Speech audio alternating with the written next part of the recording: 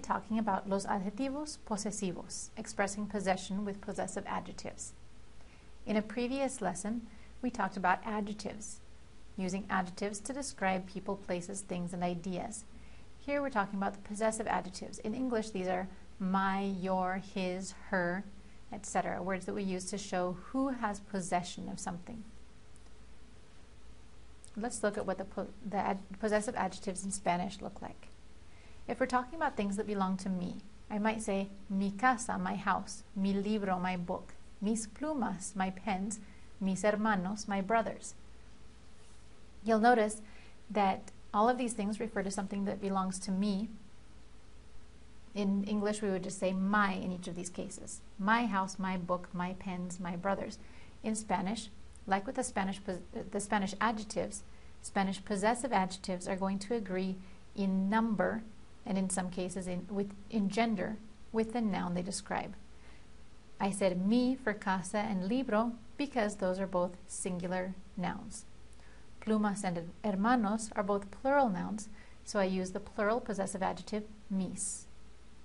If I'm talking about things that belong to you, using the familiar, a person that I would address as tú, I'm going to say tu hermana, tu carro, tus clases, tus abuelos.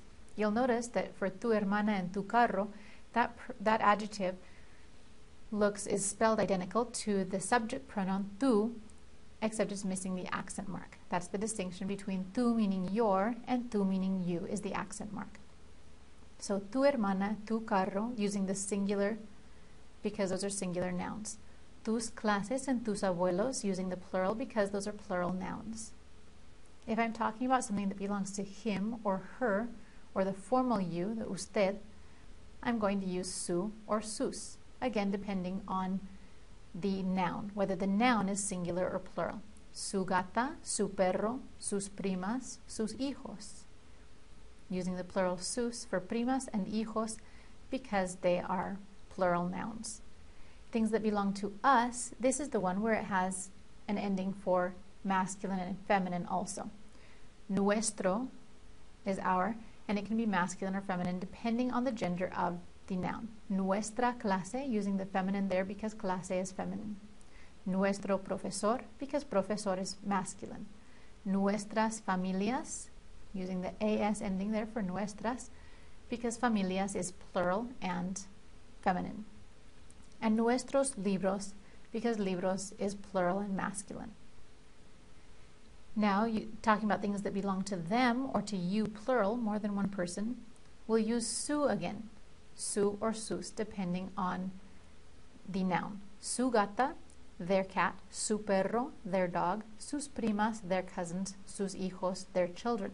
You'll notice these are identical to the third category, things that belong to him or her. All of the third person things, him, her, their, will use su or sus.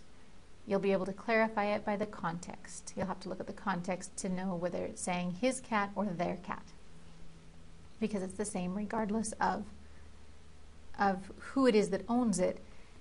It only changes from singular to plural depending on the object that is owned.